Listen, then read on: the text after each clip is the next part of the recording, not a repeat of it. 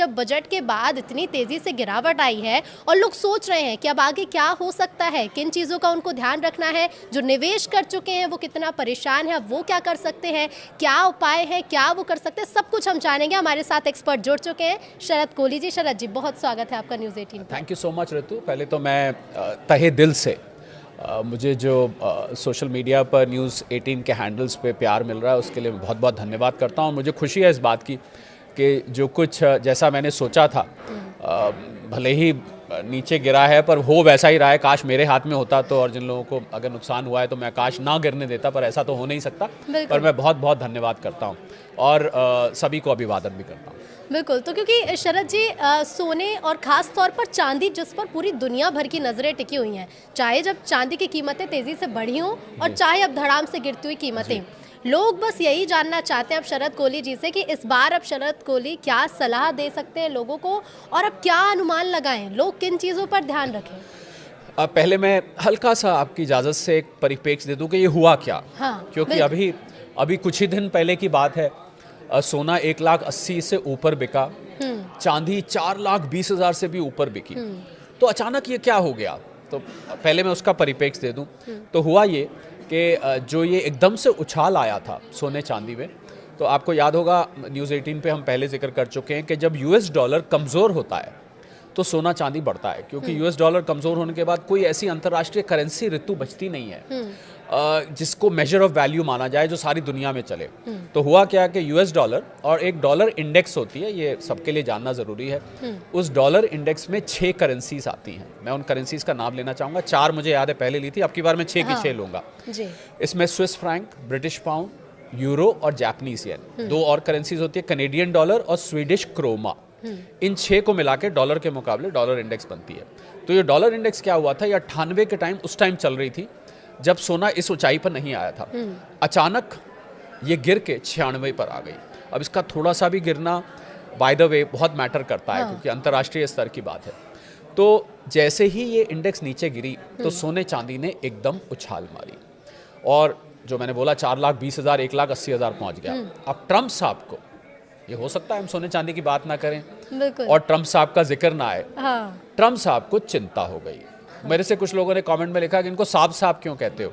तो भाई देखिए, किसी देश के, सबसे बड़े देश के राष्ट्रपति हैं और कई दफ़े आप उसको थोड़ा सा अंदाज भी होता है बात करने का, उससे कह देते हैं। तो ट्रम्प साहब को चिंता हो गई कि हमारा डॉलर का तो भट्टा बैठ रहा है और डॉलर से ही अमेरिका का दबदबा है, डॉलर से ही अमेरिका का रुतबा है, डॉलर से ही अमेरिका जो दादागिरी दिखाता है उसमें बहुत हद तक डॉलर का हाथ है। तो उनको तो चिंता होने लगी, ये तो मेरा रुतबा समाप्त हो जाएगा, मेरी दादागिरी खत्म हो जाएगी। उन्होंने तो वहाँ पर अमेरिका में जो सेंट्रल बैंक है उसको फेडरल रिजर्व कहते हैं, जैसे भारत में रिजर्व बैंक होते हैं। उसके जो फेडरल रिजर्व के गवर्नर हैं, जैसे भारत में आरबीआई गवर्नर होते हैं, उनका नाम है जेरोम पावल। उनसे इनका 36 का आंकड़ा है, यानी कि इनसे उनकी, क्योंकि ये उनको कहते हैं रेट घटाओ, और वो चलते हैं अर्थशास्त्र के पैमानों पर। भाई महंगाई है तो हम रेट कैसे घटा दें। बिल्कुल। तो इन्होंने उसको पीछे कुछ महीने पहले की बात है स्टूपिड भी कहा, पता नहीं क्या क्या उनको कहा, इनकी उनसे बनती नहीं है और ये चाहते हैं वो निकले। अब है क्या कि फेड गवर्नर को आप राष्ट्रपति वहाँ का निकाल नहीं सकता है, प्रेसिडेंट नहीं निकाल सकता है, उसको सेनेट की यानी कि वहाँ के पार्लियामेंट की अप्रूवल चाहिए। तो इन्होंने कहा चलो अब मई में तो इनका कार्यकाल ही पूरा हो रहा है, तो मैं अपना आदमी अब रखूंगा जो कि मेरे कहने से रेट घटाएगा और डॉलर को मजबूत करेगा। तो इनके पुराने जानकार हैं जो इनके साथ काम कर चुके हैं, केविन वॉश, इनको इन्होंने नॉमिनेट कर दिया है कि ये अगले फेड गवर्नर होंगे। अब केविन वॉश साहब जब आए तो इन्होंने उनको कहा, अंदर की बात है जो सामने निकल कर आती है, कई दफे सामने निकल के आती है, मतलब पता लग जाता है, और ये सारी बातें छिपती भी नहीं है, छिपती नहीं है जी। इन्होंने कहा कि मुझे डॉलर मजबूत चाहिए। अब जैसे ही, अब ये काम हो रहा है सब ट्रम्प एडमिनिस्ट्रेशन में। अब हम दूसरी तरफ आ जाते हैं। दूसरी तरफ जो न्यूयॉर्क में कॉमिक्स है, यानी कि पर्दा बदलता है और वो जो ड्रामा चल रहा है, जो थिएटर चलता है ना, तो उसमें सीन बदलता है, दूसरा सीन आता है। कॉमिक्स में न्यूयॉर्क में जो सटोरिये, जिनको हम स्पेकुलेटर्स कहते हैं, ये मत सोचिए कि भारत में ही सट्टेबाजी होती है, दुनिया भर में होती है। जितने भी कमोडिटी एक्सचेंज है, कॉमेक्स कमोडिटी एक्सचेंज का नाम है, पहले हम बता चुके हैं, न्यूयॉर्क में। वहाँ पर 29 जनवरी को 28-29 जनवरी को मंथली कॉन्ट्रैक्ट की एक्सपायरी थी। ये सट्टेबाजी जब होती है तो उसका महीने में एक कॉन्ट्रैक्ट की डेट होती है। उस डेट को आपको अपने कॉन्ट्रैक्ट स्क्वायर अप करने पड़ते हैं, प्रॉफिट या लॉस बुक करना पड़ता है। इसमें फिजिकल सोने चांदी का लेन देन नहीं होता है। तो जब एक्सपायरी थी तो अभी तक जो एक्सपायरीज हो रही थी हर महीने, उसमें ये लोग, एक कॉन्सेप्ट होता है ऋतु, मैं समझाना चाहूँगा बहुत संक्षेप में न्यूज़ 18 के सभी फॉलोअर्स, व्यूअर्स, सब्सक्राइबर्स को। इसको रोल ओवर कहते हैं। रोल ओवर का मतलब होता है कि अगर मेरा जनवरी का कॉन्ट्रैक्ट 28-29 को एक्सपायर हो रहा है तो मैं उसको फरवरी में ले जाऊंगा या मैं मार्च में ले जाऊंगा, अप्रैल में ले जाऊंगा। अभी तक ये कॉन्ट्रैक्ट रोल ओवर हो रहे थे, बल्कि रोल ओवर ही नहीं हो रहे थे, उसमें नए नए सटोरिये भी जुड़ रहे थे। अब जैसे ही केविन वॉल्श और ट्रम्प साहब के बीच ये हुआ कि भाई केविन वॉल्श आ रहे हैं, डॉलर को मजबूत बनाएंगे, तो देखिए सटोरियों को क्या होता है, उनको हल्की सी एक खबर चाहिए होती है। बहुत इमोशनल और सेंटिमेंटल ट्रेडिंग की जाती है। जरा सी खबर हुई और भाव में बह गए। जैसे ही उन्होंने सुना, उन्होंने कॉन्ट्रैक्ट्स को रोल ओवर नहीं किया। इसका अर्थ ये हुआ, उन्होंने कॉन्ट्रैक्ट्स को वापस खरीदा नहीं अगले महीनों के लिए। तो जब आप नहीं खरीदेंगे, और कॉन्ट्रैक्ट एक्सपायरी को हम मार्केट की भाषा में बोलते हैं सौदे को काटना, उन्होंने अपने सौदे काटे। सौदे काटने का मतलब जो आउटस्टैंडिंग लॉन्ग कॉन्ट्रैक्ट्स थे, खरीदे हुए जो कॉन्ट्रैक्ट्स थे, उनको उन्होंने काटा, परंतु साथ में रोल ओवर नहीं हुआ। अब जब रोल ओवर नहीं हुआ तो खाली काटना काटना रह गया रोल ओवर के बिना। तो काटने का मतलब है बिकवाली, और ये बिकवाली बेइंतहा आई। इतनी आई कि $5602 तक जो सोना पहुंच गया था, यहाँ 1,80,000 भारतीय रुपए में जी।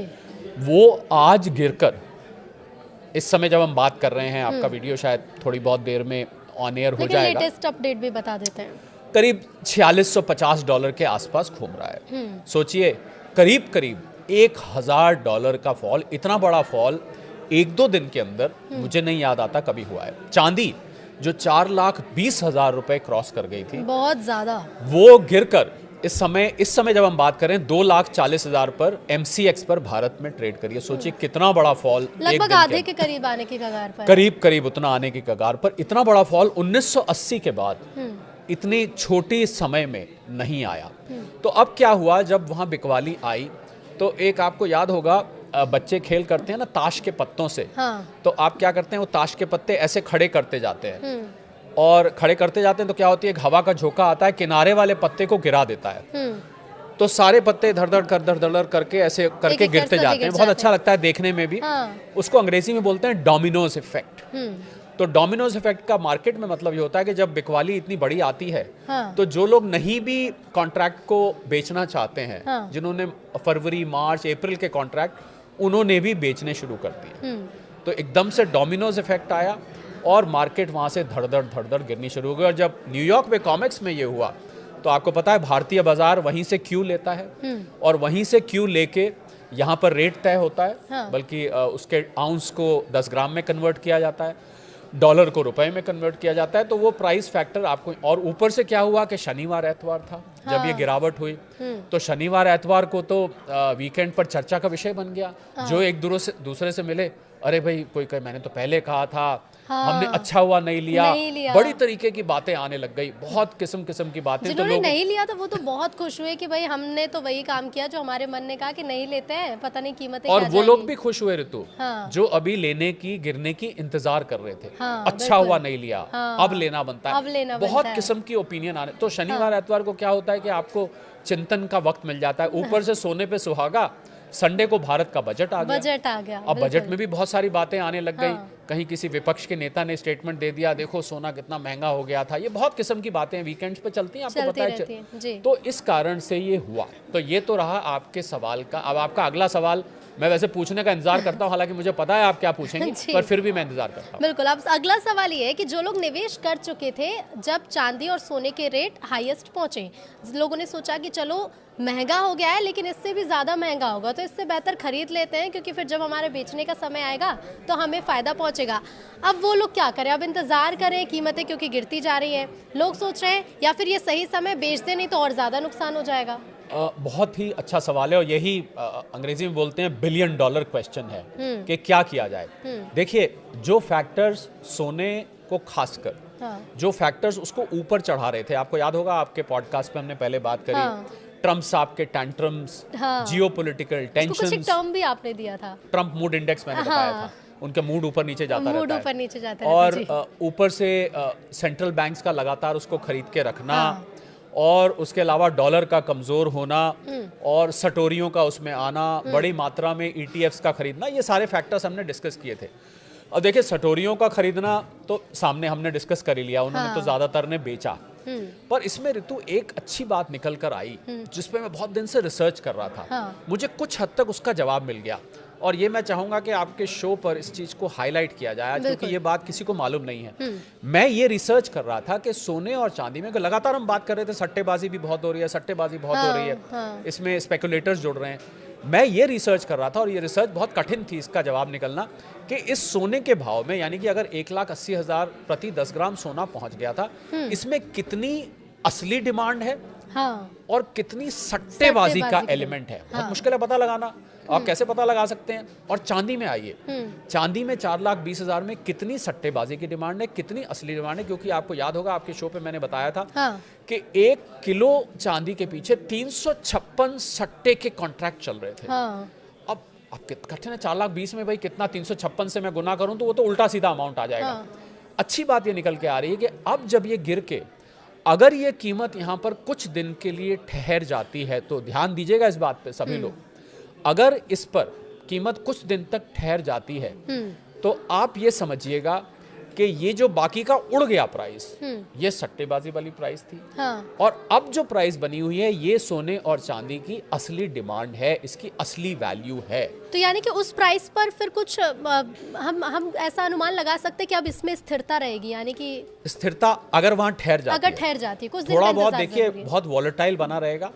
अब आपको नजर रखनी चाहिए उन फैक्टर्स पर, जियोपॉलिटिक्स पर, आपको नजर रखनी चाहिए डॉलर इंडेक्स पर। और मैं जो लोग डॉलर इंडेक्स को ढूंढना चाहते हैं, आपके लिए बहुत आसान है, आप गूगल करके देखिए, क्योंकि न्यूज़ 18 रीजनल तो ज़्यादातर रीजन की जिस रीजन पे ये चल रहा है उस रीजन की खबरें ज़्यादा ध्यान देते हैं। छत्तीसगढ़ है, मध्य प्रदेश है, उत्तराखंड है, बिहार है, झारखंड है, जितने भी रीजन्स पे चलता है। तो आपको गूगल करके देखना है, कुछ नहीं करना है, गूगल पर टाइप करिए dollar index value as of today. आप जब टाइप करेंगे आपको जब भी ये वैल्यू, अब ये जरूरी बात बोलने जा रहा हूं, जब भी ये वैल्यू 97-96 से नीचे जाती दिखेगी, आपको सोना चांदी वापस ऊपर जाते दिखेंगे।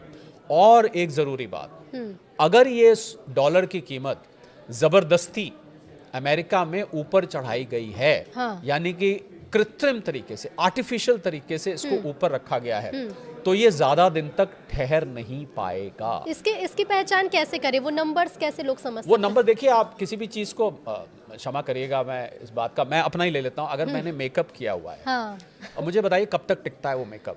शाम तक। आपको शाम के बाद बल्कि मेकअप फीका पड़ने लगता है, अगले दिन आपको फिर करना पड़ता है उसको वॉश करके।